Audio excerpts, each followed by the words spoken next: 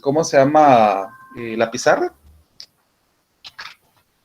Sí se ve, profesor.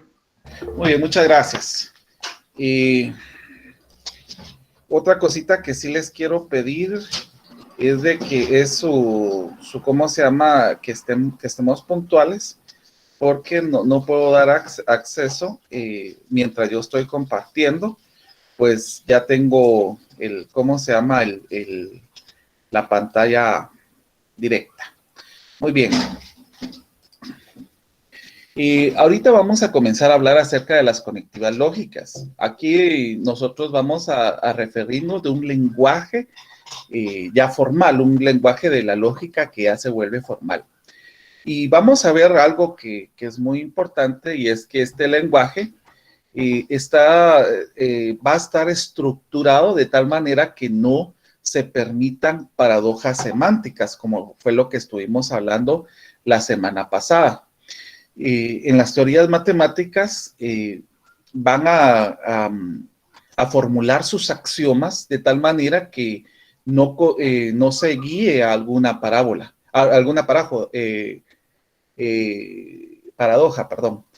La idea es que nosotros no tengamos paradojas donde se pueda tener algún tipo de inconveniente y no se pueda tener o llegar a ciclos, a bucles, sin llegar a tener algo específicamente.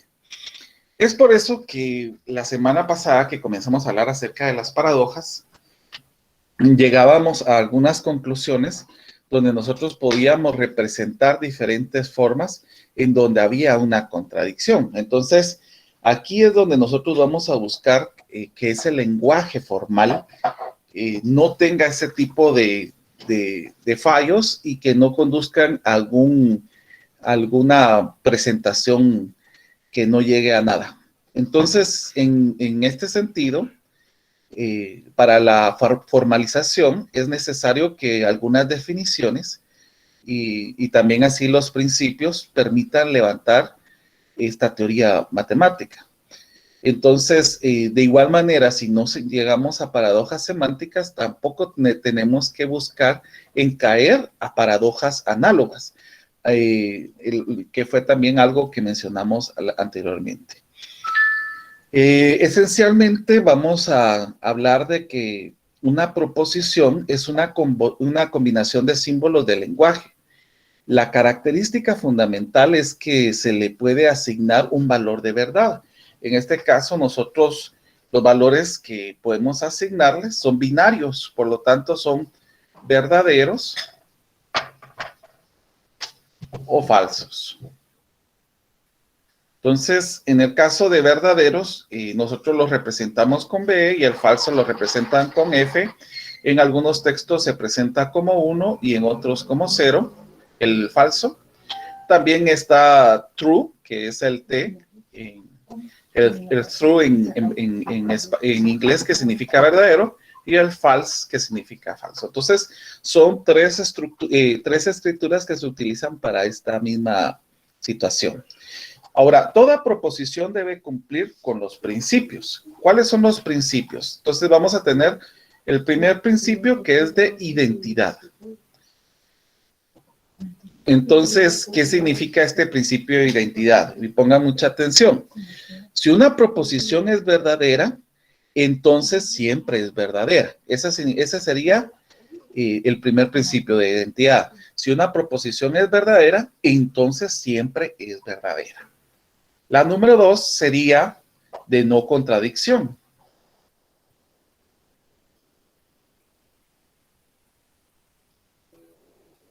¿Y qué significa este principio? Que ninguna proposición puede ser falsa y verdadera a la vez. O sea que en este caso, ahí es donde nosotros decimos que no podría llegar a la paradoja. Y tercero, que sería el tercer principio, del tercer excluido.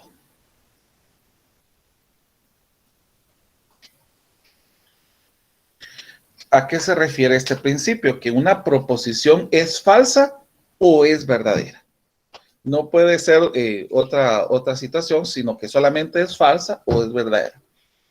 Estos principios van a establecer que toda proposición debe tener solamente un valor de verdad, que eso va a ser importante. A partir de las proposiciones simples, que también se conocen como atómicas, se obtienen las proposiciones que son compuestas o que también se conocen como moleculares. Y aquí es donde utilizamos la aplicación de las conectivas lógicas, que en este caso las conectivas lógicas están, y ahorita las voy a apuntar para que las tengan ustedes ahí. Está la negación. El maestro Solórzano estaba comentando de que esta es la forma que se utiliza para la simbología. Sin embargo, hay otra que se utiliza de esta manera. Cualquiera de las dos señala negación. Está la conjunción.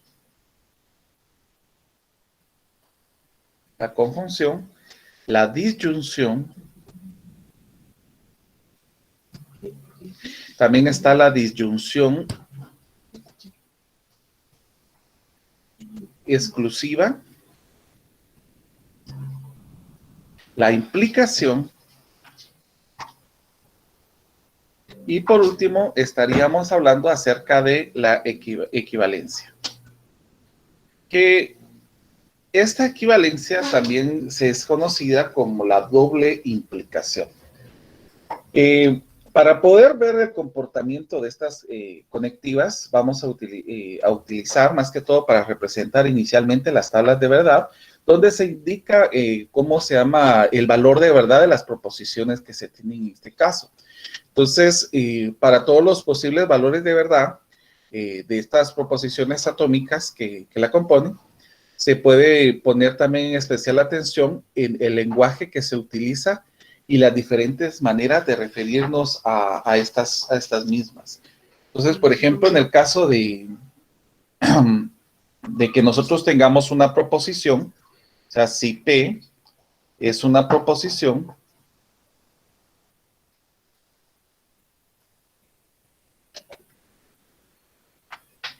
la negación de P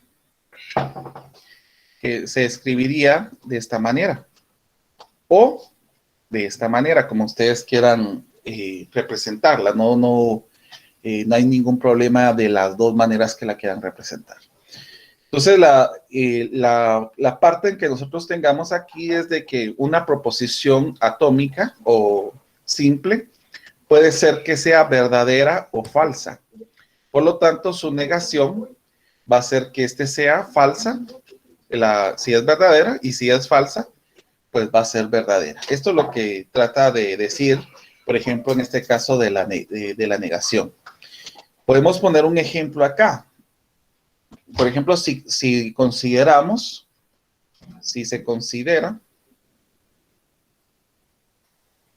la proposición verdadera,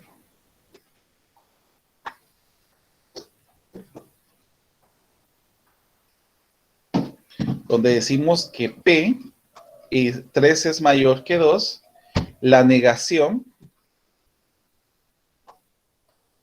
de este caso, que va a ser la negación de P, entonces, ¿cómo podríamos escribirla? De que si tenemos que P es 3 es mayor que 2, entonces, ¿cuál sería la negación de esto? A ver, alguien que pueda participar.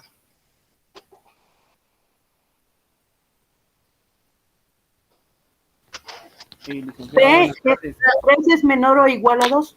Excelente, es menor o igual a 2. Por lo tanto, su valor de verdad, en este caso, ya sería falso, ¿verdad?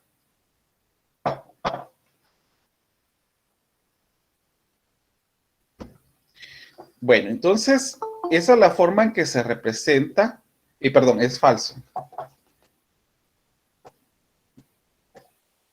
Eso es lo que les comentaba, de que sí necesito que seamos puntuales, porque si no, vamos a tener el problema de que tenga que estar saliendo de aquí para poder compartir, para poder aceptar a las personas. Bueno. Y miremos otra situación donde nosotros podamos decir, otro ejemplo que nosotros podamos poner acá. Miremos aquí. Si P es la proposición 2 más 1 es igual a 5, ¿cuál sería la negación de P? A ver, ¿alguien que lo pueda decir?